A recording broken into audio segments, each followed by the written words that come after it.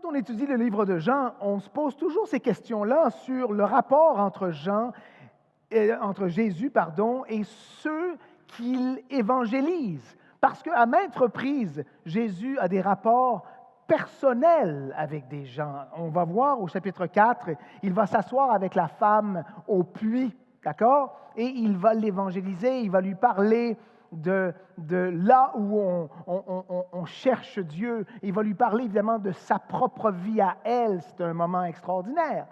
Mais là, ici, avec Nicodème au chapitre 3, c'est la première rencontre un à un d'évangélisation de Christ.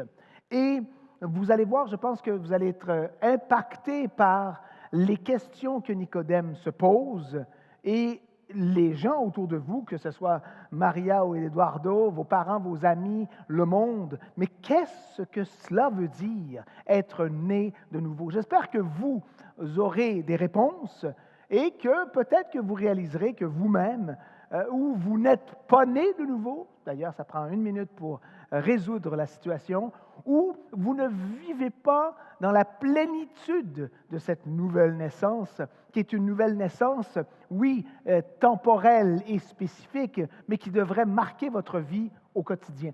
D'accord? Alors, venez avec moi dans un voyage vraiment incroyable dans Jean chapitre 3. Nous continuons notre étude dans le livre de Jean. Et le titre de notre étude aujourd'hui, Né de nouveau par le baptême de la régénération. Né de nouveau par le baptême de la régénération. Seigneur Jésus, merci pour ce temps. Merci pour mes frères et mes sœurs. Nous te demandons d'éclairer nos pensées pour les prochaines 55 minutes, Seigneur, alors que nous étudions la Bible et ce texte privilégié, d'être là dans la forêt ou dans le coin de la ville. Où était-il exactement avec Nicodème? On sait que c'était la nuit, on ne sait pas c'était où le lieu, mais on est là dans l'échange privé de deux hommes, un homme Dieu et un homme hyper religieux qui se posent des questions fondamentales. Nous te demandons de répondre à nos questions sur ce texte et de transformer notre perception sur la nouvelle naissance. Au nom de Jésus, Amen.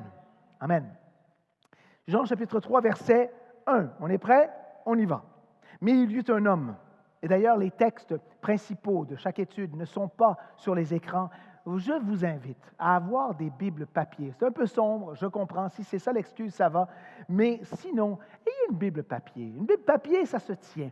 Ça se sent, ça se bouge, ça se touche, ça vous permet d'être en contact avec le texte et ça vous empêche d'être distrait par tout ce qui se trouve sur des tablettes et des téléphones. Et donc, ayez une Bible que vous aimez. Commandez-la sur l'Internet, allez au CLC sur Wellington, mais il y a plein de Bibles. C'est vraiment un livre et vous êtes en lien avec les millénaires passés quand vous avez une Bible papier dans les mains. Chapitre 3, verset 1.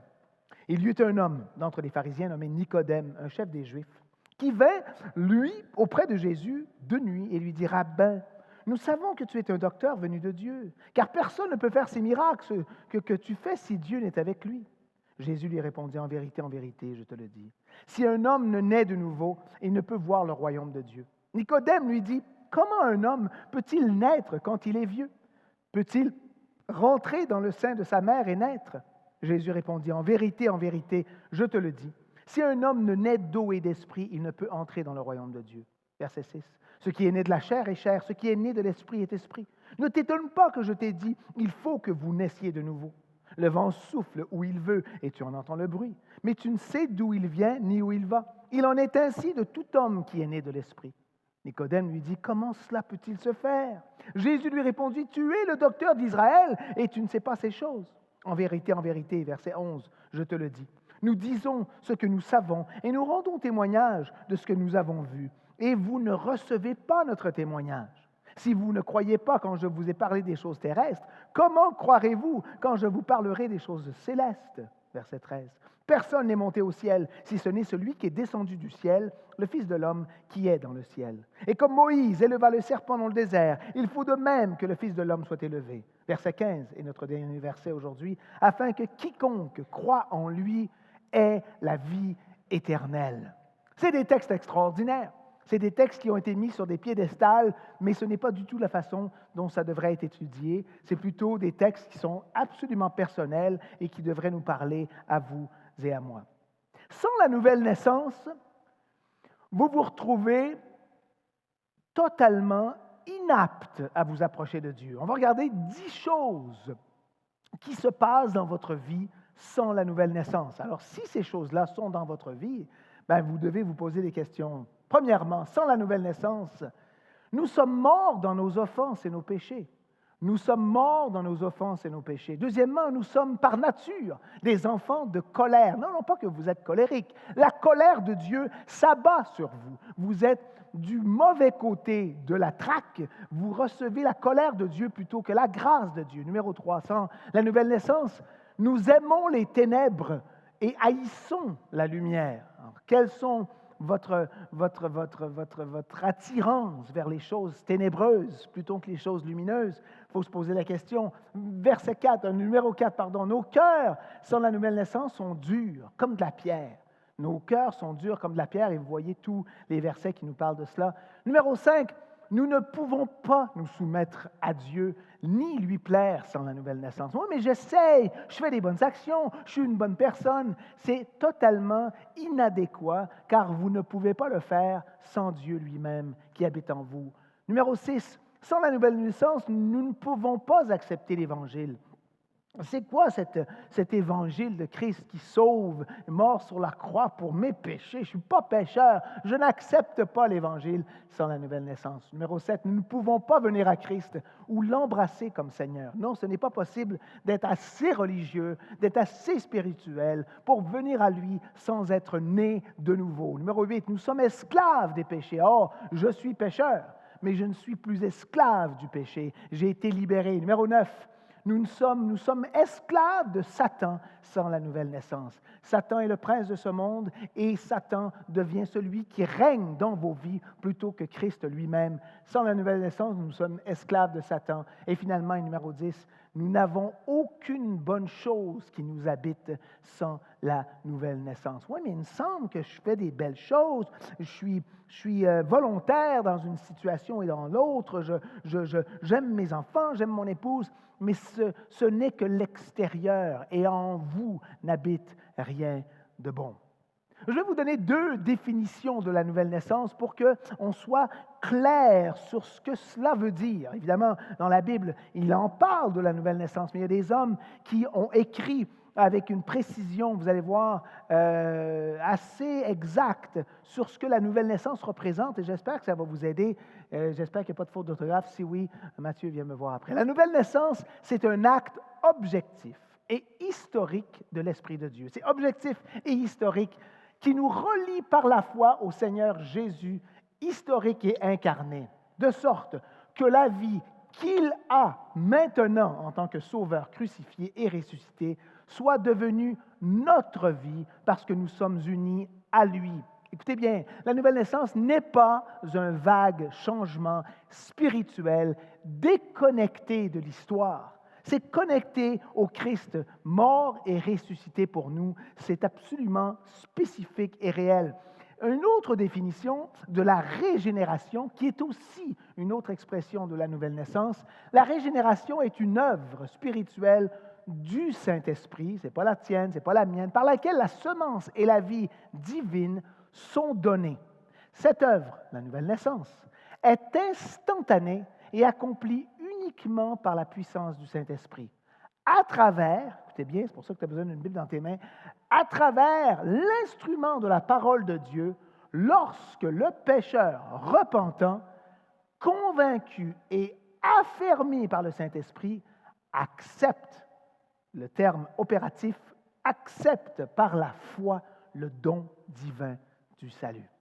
Okay? Donc là, on s'entend sur ce qu'est la nouvelle naissance. Alors, on revient à notre texte, qui est le texte final, le texte ultime sur ce qu'est la nouvelle naissance. Il est vrai que Paul en reparle de la régénération, on va voir tout à l'heure dans Tite, il reparle à maintes reprises de ce qu'est la nouvelle naissance, mais c'est ici que Jésus établit clairement et au tout début ce qu'est la nouvelle naissance.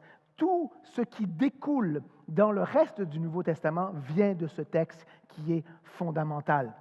On a dit que c'est la première fois que Jésus et un individu face à face échangent sur l'Évangile pur. Et on va voir que ça se refait à quelques reprises. Alors, dans le texte, il y eut un homme d'entre les pharisiens, nommé Nicodème, un chef des Juifs. Un pharisien. Qu'est-ce qu'est un pharisien? Vous avez peut-être étudié ça, on a vu ça à maintes reprises au fil des années de Calvary Chapel, mais pharisien veut dire séparé. Et ici, il ne veut pas dire séparé dans le sens d'aller dans un monastère ou d'être physiquement ailleurs, dans une autre pièce, un autre lieu, une autre église, mais bel et bien au niveau puritain du sens de la séparation. C'est d'être différent du monde, un peu comme le saint que nous devenons lorsque nous sommes chrétiens, nous sommes séparés du monde. Ici, le pharisien, la source du mot grec nous parle de celui qui est séparé, qui est absolument, et on continue dans cette description, zélé pour ce qui est rituel et religieux au niveau de la pureté. Oui, c'est bien parce que ça sépare, basé sur la loi mosaïque, c'est bien. On sait qu'il y a à peu près 630 commandements qui ont été extrapolés de l'Ancien Testament par les pharisiens et les enseignants du temps, et donc il y a des lois extrêmement spécifiques. Les pharisiens sortaient de la classe moyenne. C'était surtout des hommes d'affaires plutôt que des hommes, des prêtres ou des lévites ou des hommes religieux à l'origine. Des hommes d'affaires qui ont une certaine influence dans leur environnement et qui se mettent à étudier la Torah et qui deviennent des hommes séparés. Des hommes séparés. Il y en avait environ 6000 dans le temps de Jésus et ils avaient une grande influence auprès des Juifs et du peuple parce qu'on les voyait comme des enseignants, des connaissants, des hommes qui pouvaient les rapprocher de Dieu. Nicodème, son nom lui-même veut dire victorieux sur le peuple. Victorieux sur le peuple. Et vous allez voir plus tard, il est un des grands enseignants, sinon l'enseignant des Juifs de l'époque. Il est victorieux sur le peuple, mais on ne connaît rien d'autre sur sa vie personnelle. Mais on connaît une autre chose sur lui. Non seulement il est pharisien, un homme extrêmement religieux, mais ensuite, il est, on nous dit ici, un chef des Juifs. Qu'est-ce que cela veut dire? Le chef des Juifs, c'est quelqu'un qui faisait partie du Sanhédrin.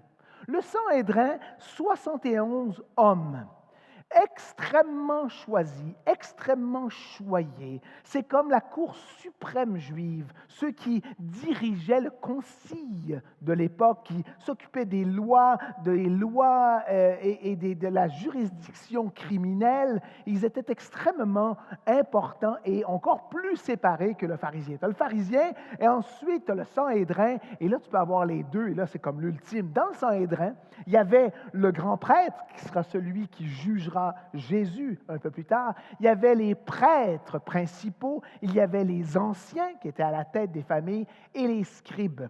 Et Nicodème est un de ceux-là, un de 71 hommes qui ont été choisis par des raisons politiques et d'hérédité. Donc, il est un homme unique. Donc, c'est incroyable parce que dès le début du livre de Jean, tu as comme, je ne sais pas, ça serait qui aujourd'hui? OK, on va nommer Trudeau, mais nommer quelqu'un, là, un homme politique ou une femme extrêmement bien placée dans la société, politiquement, religieusement, qui vient directement à Jésus. Alors, c'est confrontant et c'est très informatif pour nous.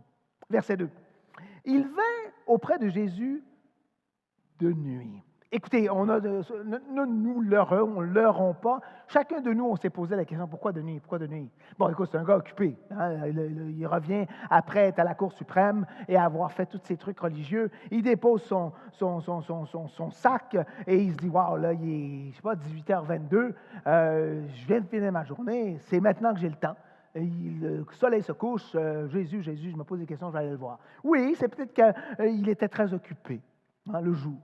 C'est peut-être parce que ça veut dire que ça représente la noirceur de son cœur. Certains commentateurs bibliques ont dit donc la noirceur du cœur de Nicodème ne pouvait que s'exprimer dans la noirceur de la nuit. Mais la réalité, on sait que c'est un peu quoi?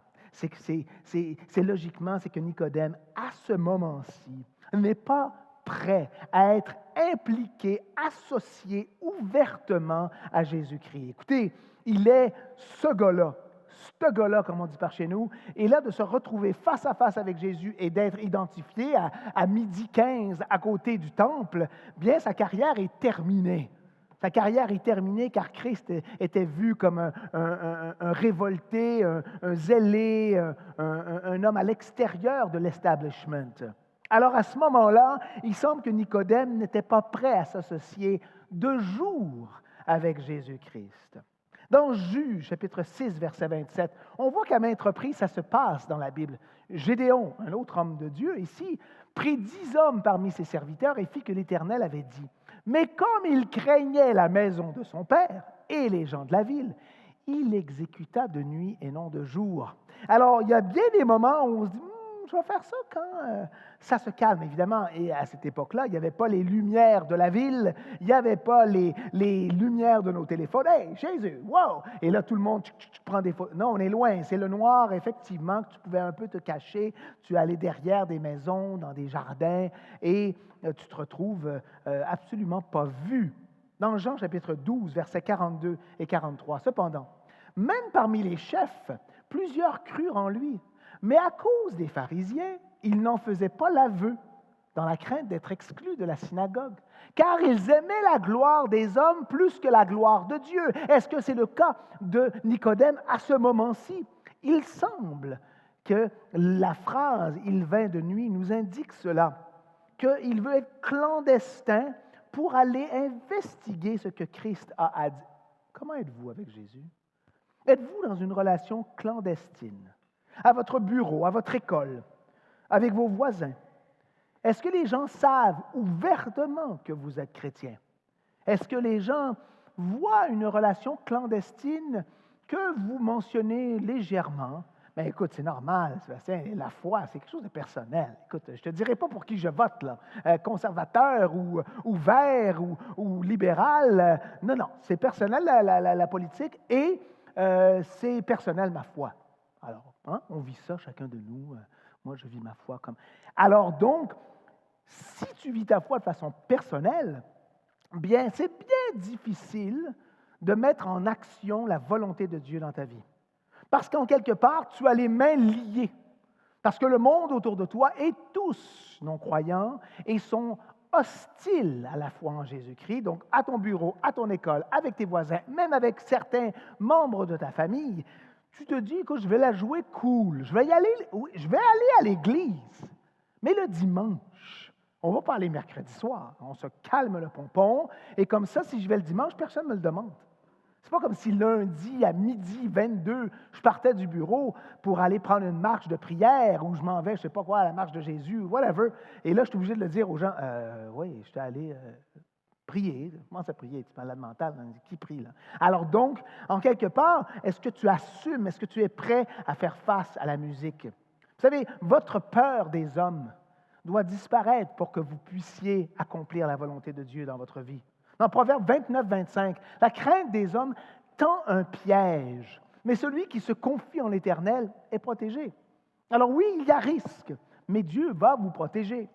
La Bible nous dit dans Ésaïe 51, 6 et 7, écoutez-moi, vous qui connaissez la justice, peuple qui a ma loi dans ton cœur, ne craignez pas l'opprobre, le jugement des hommes, et ne tremblez pas devant leurs outrages. N'ayez pas peur des hommes.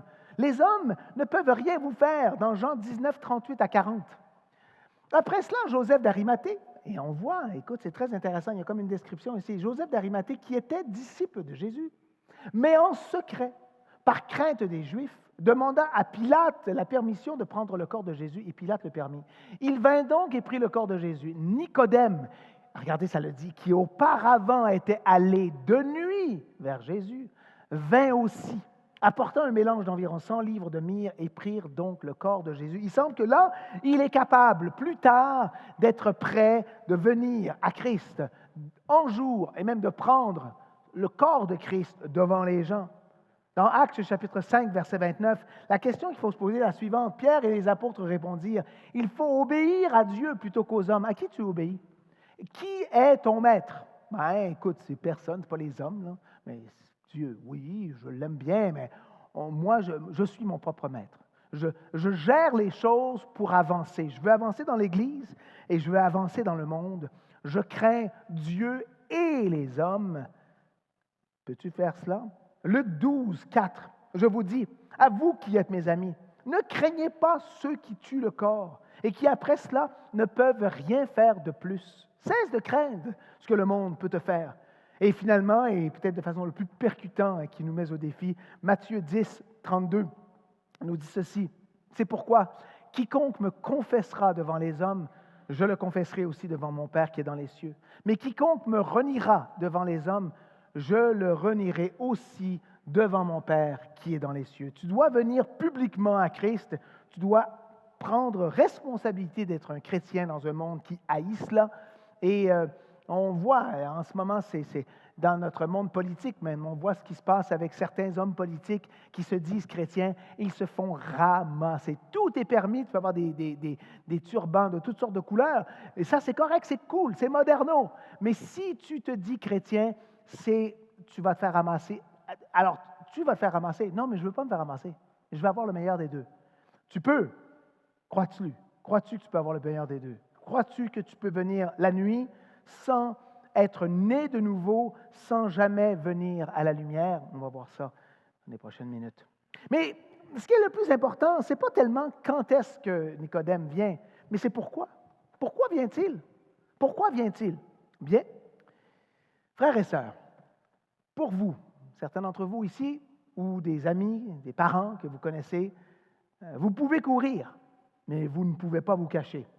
Le limier du paradis est après vous. Le limier, c'est un petit chien efficace qui te trouvera.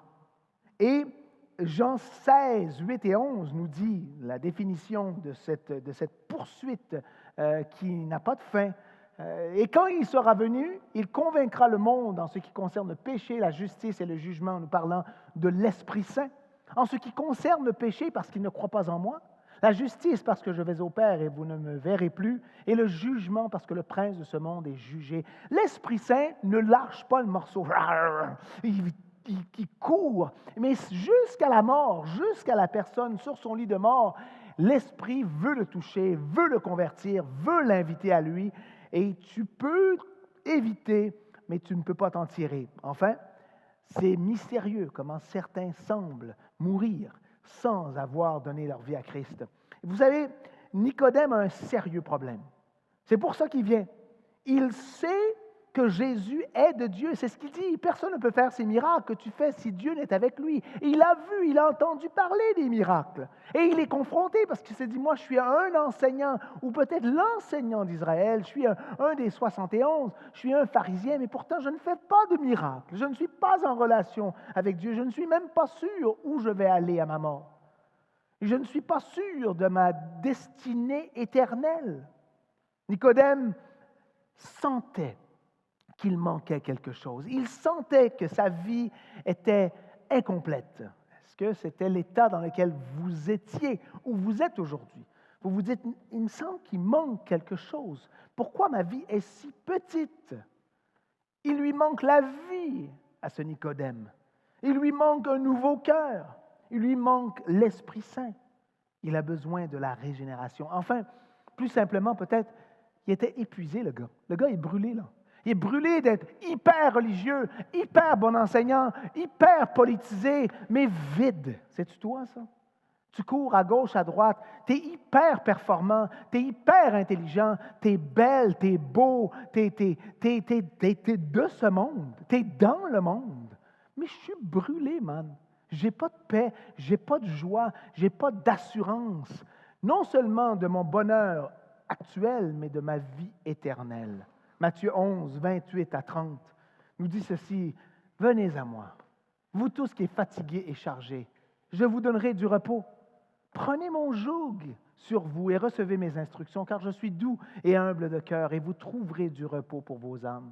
Car mon joug est doux et mon fardeau est léger. » Est-ce que Nicodème est venu parce qu'il était brûlé, vidé, plus capable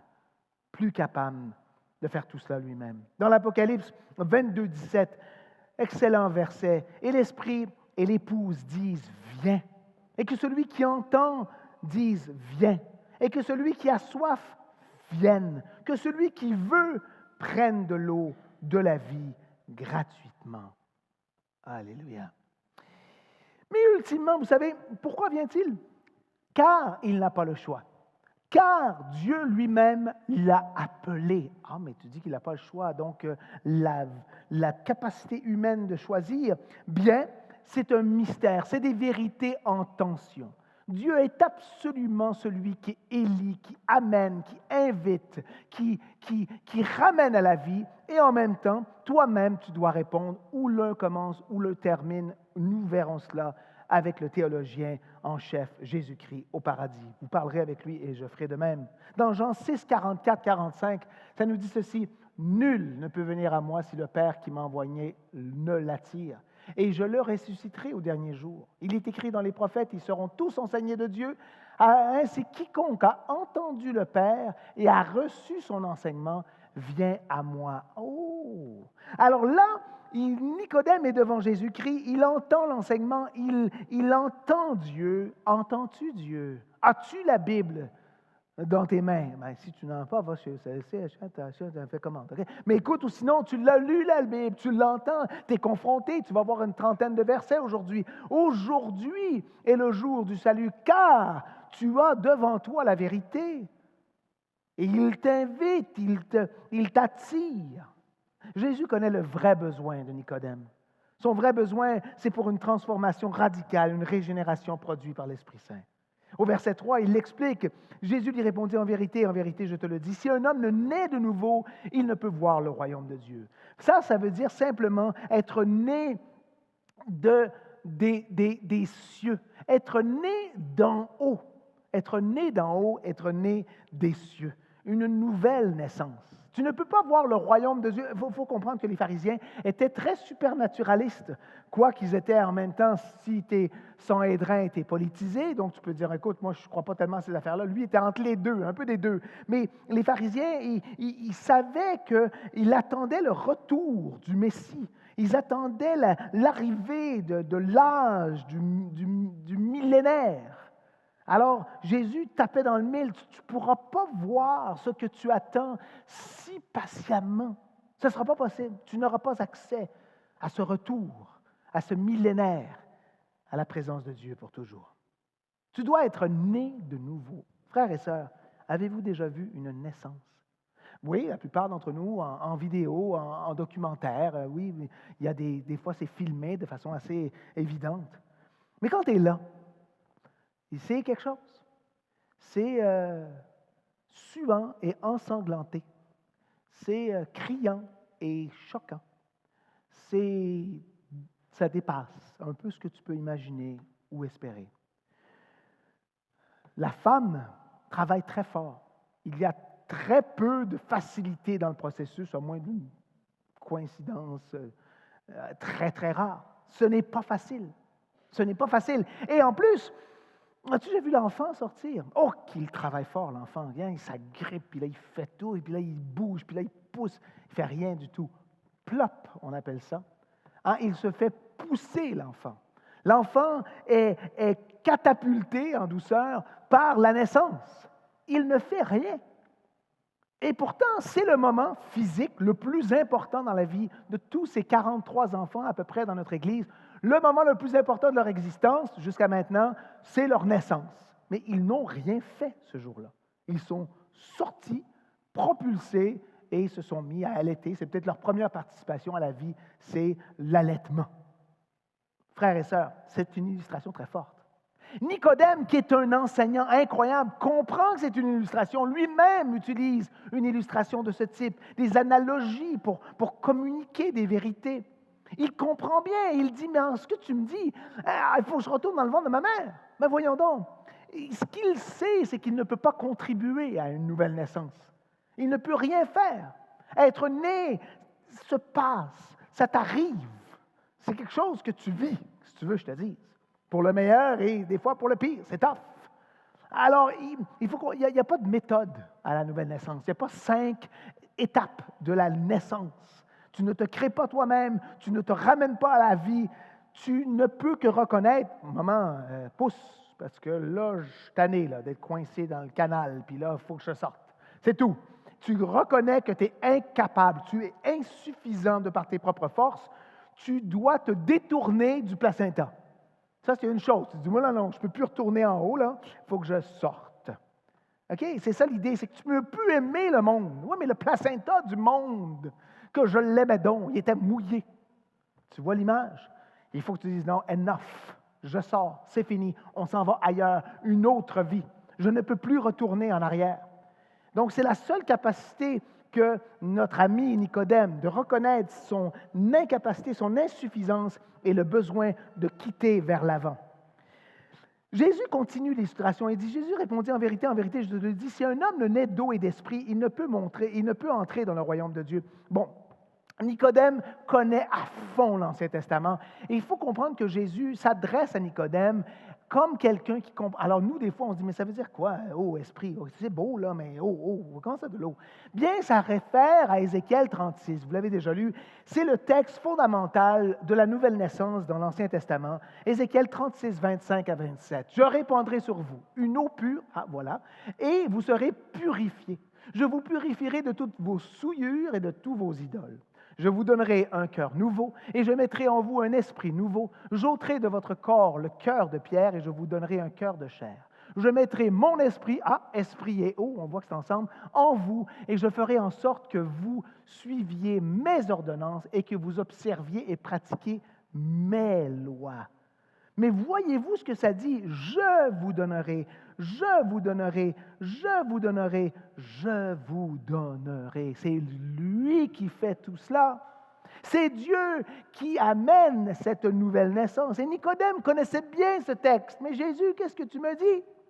Que tu veux me laver. L'association dans l'Ancien Testament entre l'eau et l'esprit nous parlait toujours d'un lavage, d'une purification spirituelle. Mais oui, mais moi, je suis pur, je ne pêche pas ouvertement. Je suis un homme hyper religieux, hyper conscient du bien et du mal.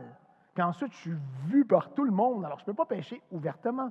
Mais ce n'est pas ça qui intéresse Christ, c'est à l'intérieur du cœur. Donc, c'est vraiment une nouvelle entente promise par Dieu. Ça vient d'en haut. C'est Dieu qui le fait. Le texte sœur à Ézéchiel 36, c'est Tite 3, 4 à 7, qui nous parle encore de cette purification de l'eau et de l'esprit. Mais lorsque la bonté de Dieu, notre Sauveur, et son amour pour les hommes ont été manifestés, il nous a sauvés, non à cause des œuvres de justice que nous aurions faites, mais selon sa miséricorde, par le baptême de la régénération et le renouvellement du Saint-Esprit, qu'il a répandu sur nous avec abondance par Jésus-Christ notre Sauveur, afin que, justifiés par sa grâce, nous devenions en espérance héritiers de la vie éternelle. Encore une fois, tout lui, seulement lui, et l'association esprit et lavage, esprit et purification et régénération.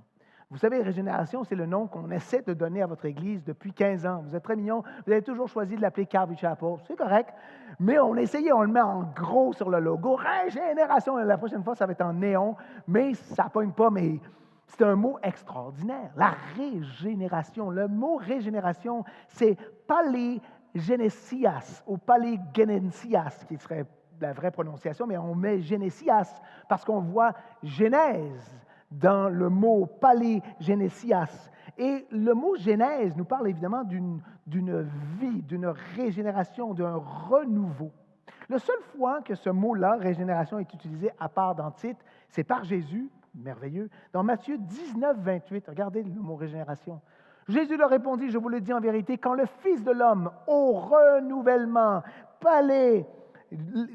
Génésias, au renouvellement de toutes choses, sera assis sur le trône de sa grâce. Ça nous parle le renouvellement entier. Ça nous parle d'une nouvelle naissance de toute la création. Quand l'univers remplacera sa futilité, sa corruption, sa maladie, sa dégénération, son désastre, par la puissance de Christ, il y aura régénération. Okay? Alors, comprends bien que Nicodème, lui, saisit ce que Jésus lui dit parce qu'il l'identifie ça avec l'Ancien Testament. On ne connaît évidemment pas les écrits de Tite, mais nous les connaissons.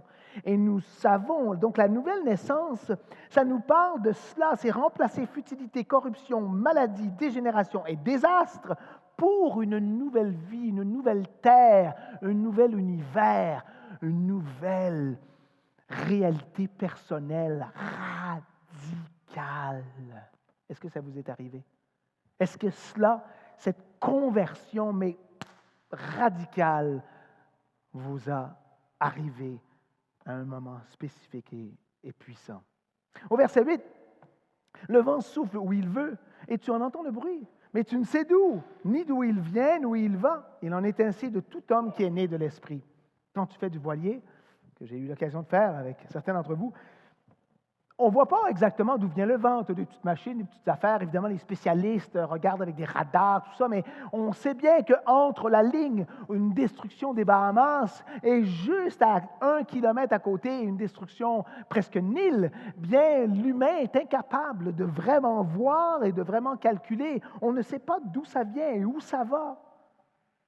Et ce qu'on peut voir, par exemple, c'est la destruction des maisons ou c'est la grande voile qui se met à bouger. Tu peux voir que ton bateau va plus vite et que tu commences à avoir du plaisir. Tu vois les pales d'un immense truc à vent qui tourne en Gaspésie, sur le bord. Tu vois ça, ça tourne. Waouh, mais comment ça se fait que ça tourne? C'est immense, c'est grand comme un champ de football et ça tourne parce que le vent... Et là, tu vois l'effet du vent. La jupe de Marilyn Monroe, ça lève. Comment ça se fait? On a tous vu cette photo-là. Je dis, wow, pourquoi ça lève? Bien, parce que Hollywood devient une fan. Alors, même le vent, oui, alors tu peux le contrôler avec un vent comme ça, mais tu ne peux pas faire ça pour l'Esprit Saint, par exemple. Tu ne peux pas mettre un petit convertis-toi. Tu peux mettre une petite fan, OK, dans ta vie, convertis-toi, ouais, mets ta main sur la télévision, envoie de l'argent, puis tu vas voir, Jésus va faire quelque chose. Il ne fera rien pantoute. C'est juste le gars qui va s'enrichir. Puis toi qui vas voir ton compte de banque descendre. Alors, c'est quand Dieu décide. Alors, tu peux avoir des super prêcheurs avec des super mots, et ils font des prêches, puis c'est mis sur YouTube, puis c'est extraordinaire. Si Dieu n'est pas là, il n'y a personne qui se convertit. Le gars en avant, il peut prêcher pendant qu'il est bleu dans le visage. Si l'Esprit n'est pas là, il n'y a personne qui se convertit. Puis toi, ben, tu fais ton affaire, puis tu mets ça avec ton petit micro, puis c'est cool, je suis vraiment hâte. Tu n'es pas hâte pantoute. Tant que l'Esprit ne fait pas son travail, il n'y a rien qui se passe. Alors, avec ton père, ta mère, tes frères, tes sœurs, détends-toi. Seigneur, souffle, amène ta vie, sauve les gens. Et tu sais quoi? Quand tu vois quelqu'un autour de toi être converti, tu es sidéré, mais tu voyons donc. J'en reviens pas, il y a 1 mois, il y a 2 mois, c'était une autre personne. Qu'est-ce qui s'est passé? Oh!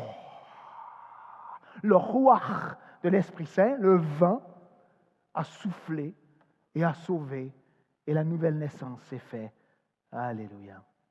Au verset 9, Nicodème lui dit, « Comment cela peut-il se faire? » Jésus lui répondit, « Tu es le docteur d'Israël, tu ne sais pas ces choses.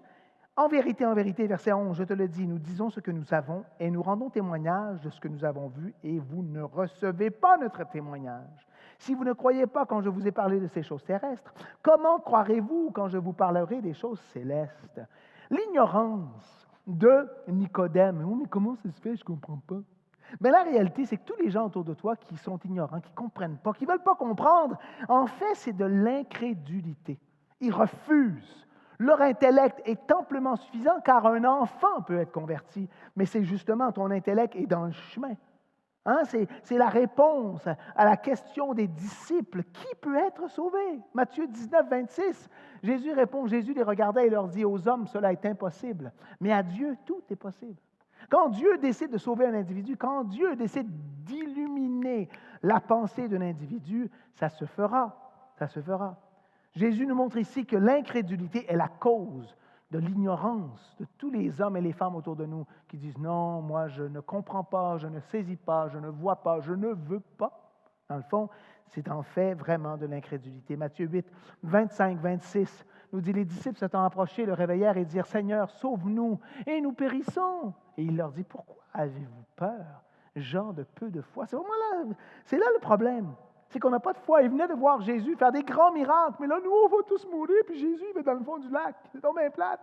Tu comprends? On est complètement incapable de voir l'œuvre de Dieu et de voir sa capacité de sauver hommes et femmes. Nous sommes non pas ignorants, mais nous sommes incrédules.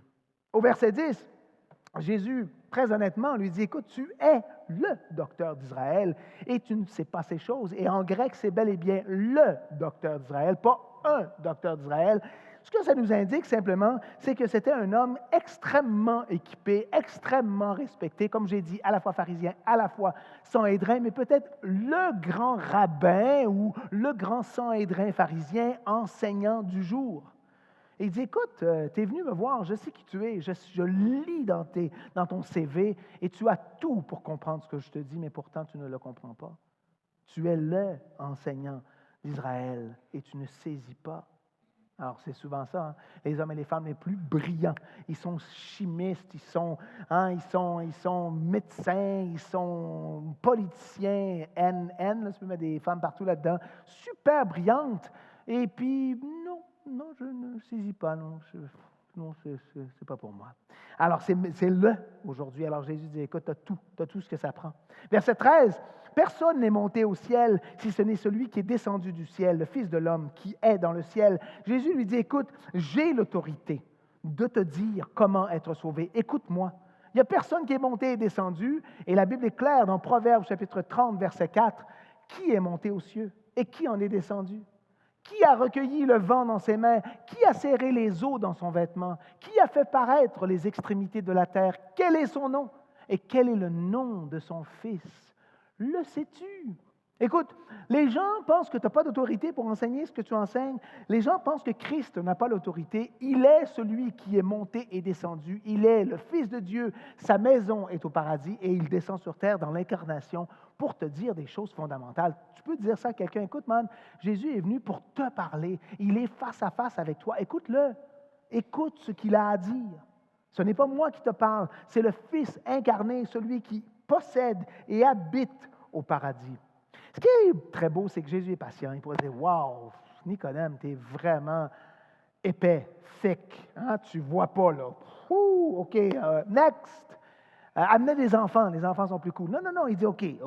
On va recommencer quelque chose. On va réévaluer, là. Là, tu n'as pas l'air à comprendre. Alors, je te propose une autre illustration. Verset 14. Et comme Moïse éleva le serpent dans le désert, il faut de même que le Fils de l'homme soit élevé, afin que quiconque croit en lui ait la vie éternelle.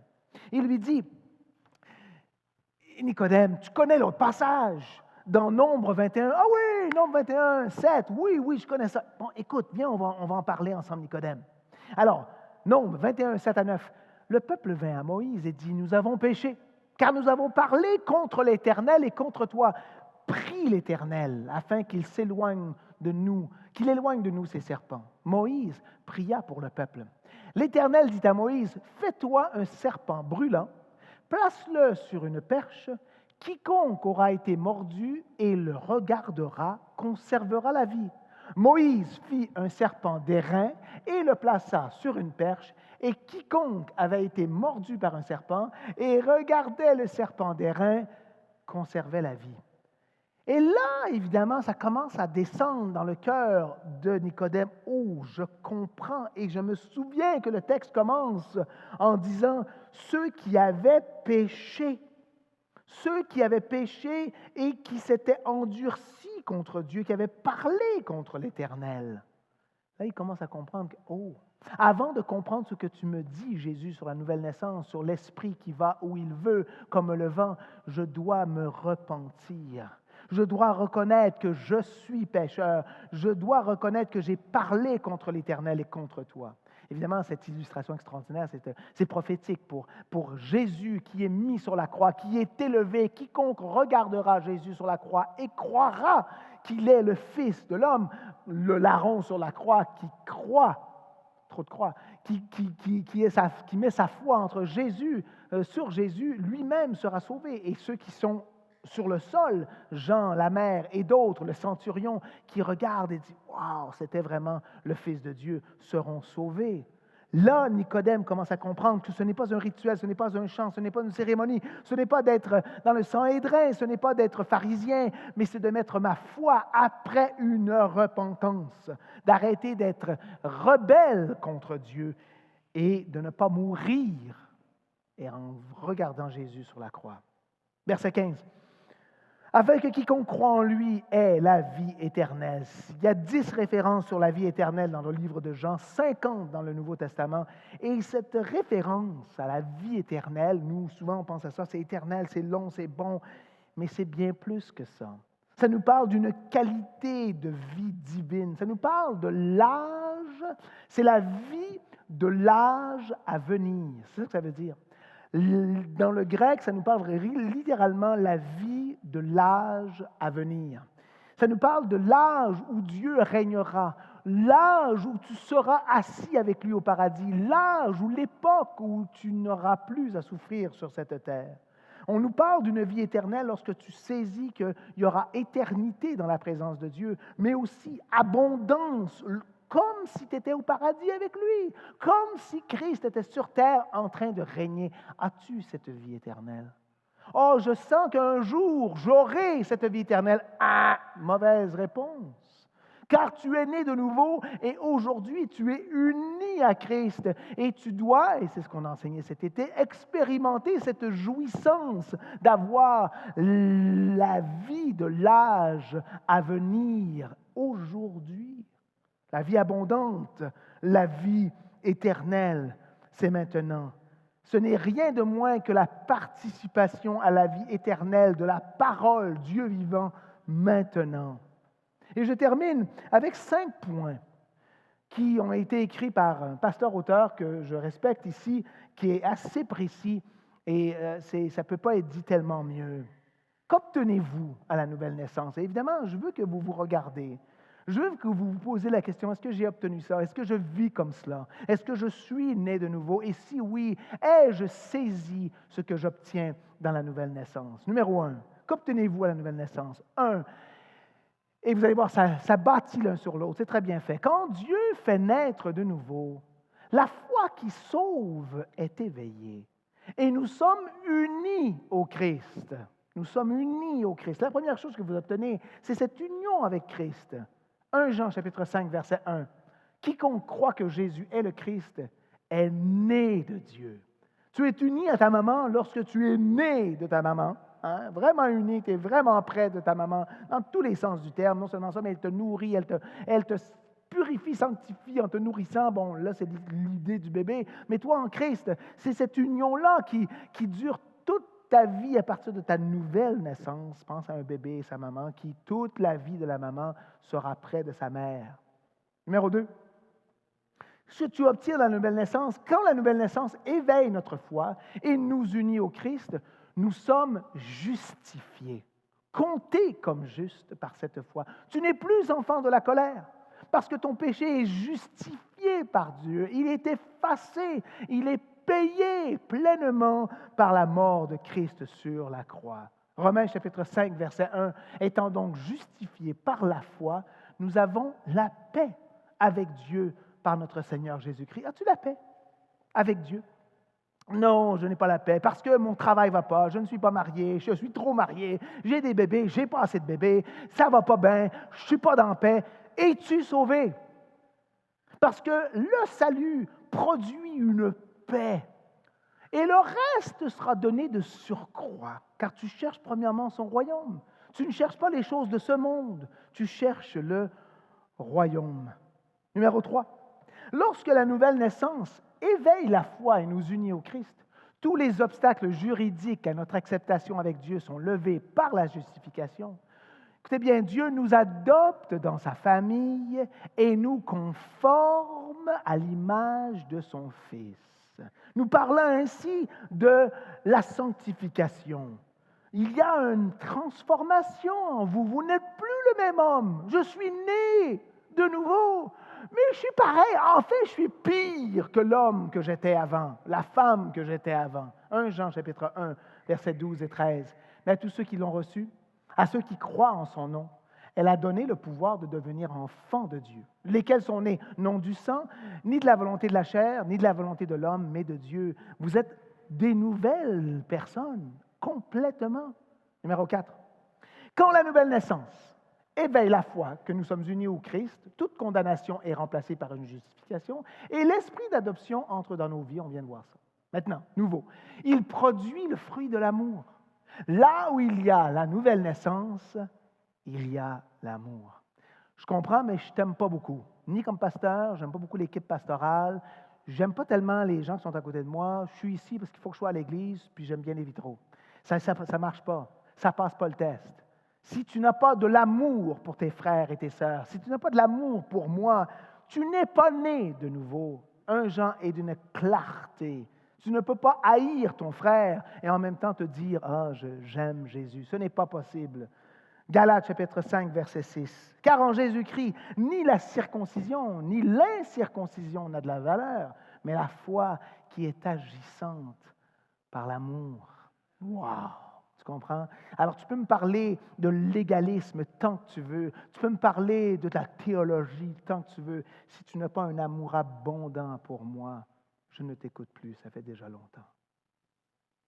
1 Jean, chapitre 3, verset 14. Nous savons que nous sommes passés de la mort à la vie parce que nous aimons les frères. Je veux être avec toi. Je veux passer du temps avec eux. Je veux être en communion fraternelle. Je veux être uni. Et ça va jusqu'à ton mariage. Uni avec ton mari, ton épouse. Aimer tes enfants. Aimer ton roommate. Aimer ton père et ta mère. Aimer les chrétiens autour de toi. Aimer le non-croyant, c'est une autre dynamique qui est importante. Et aimer votre ennemi, la Bible nous dit. Mais on parle du frère. C'est d'aimer celui qui est en Jésus-Christ. Numéro 5, et non le moindre, et on termine avec ça. Enfin, lorsque la nouvelle naissance réveille la foi et nous unit au Christ, qui est justice, libérant la puissance sanctifiante du Saint-Esprit, nous sommes sur le chemin, c'est le nouveau ici, nous sommes sur le chemin étroit qui mène au ciel. Et le summum des joies du ciel sera la communion éternelle avec Dieu. Wow! Je serai ça commence maintenant. Tu peux avoir communion avec Dieu maintenant. L'avez-vous? Parce que la définition de la foi ou de la vie éternelle dans Jean 17, 3, écoutez bien, Jean 17, 3, or, la vie éternelle, c'est qu'ils te connaissent, toi, le seul vrai Dieu, et celui que tu as envoyé, Jésus-Christ. Tu veux le connaître, comme Paul dit dans Philippiens chapitre 3, verset 10. Mon seul désir, je paraphrase, c'est de te connaître, c'est d'avoir cette relation, cette intimité avec toi. Que désires-tu? Que cherches-tu?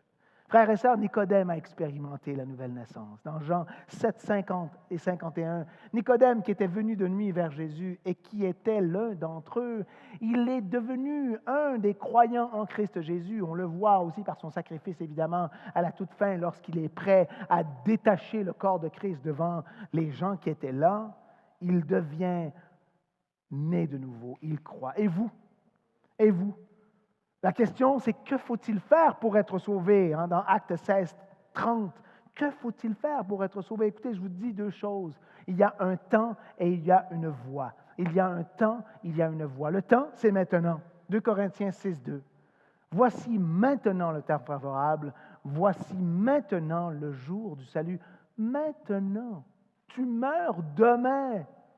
Et le temps pour être né de nouveau, c'est maintenant. Alors que Nat s'approche pour faire une chanson, l'autre chose que Dieu fait dans ta vie, c'est qu'il y a le temps, mais il y a la voie, la méthode. Dans Hébreux 3, 7 et 8. C'est pourquoi ce que dit le Saint-Esprit, c'est aujourd'hui. Si vous entendez sa voix, n'endurcissez pas vos cœurs. S'il vous plaît, n'endurcissez pas vos cœurs. Avez-vous endurci vos cœurs? Vous êtes-vous endurcis? Ah bon, alors là, tu aurais expérimenté le salut il y a belle lurette, 27 ans. Mais aujourd'hui, tu ne vis plus dans ce salut. Tu n'es plus dans cette abondance. Tu ne comprends plus la vie éternelle. Tu n'es plus dans la paix de l'Éternel. Tu n'es plus dans cette conviction que tu n'as pas peur de l'homme. Frères et sœurs, es-tu né de nouveau? Sinon, tu peux le faire maintenant en reconnaissant qu'il est mort sur la croix pour tes péchés, qu'il est le seul qui sauve. Oui, d'accord, tu as donné ta vie à Christ, d'accord, de façon théorique, tu es né de nouveau, mais de façon pratique, tu n'expérimentes pas cette grande grâce d'être un enfant né, passionné pour maman, papa et pour la vie. Tu es déjà blasé. Hein? Tu as 3 mois, puis ouf, le lait maternel, aucun intérêt. J'étais mieux en haut. Je ne veux plus cela. Le monde est plate. Je ne suis pas heureux. Je n'ai pas obtenu ce que je voulais, donc Dieu ne fait pas la job. Alors, à ce moment-là, quoi, tu renies, tu dénonces, ou tu es né de nouveau, mais tu n'as pas saisi ce que ça veut dire. Frères et sœurs, si c'est votre cas, n'acceptez pas cela. Ne vivez pas avec une nouvelle naissance qui n'a pas pogné.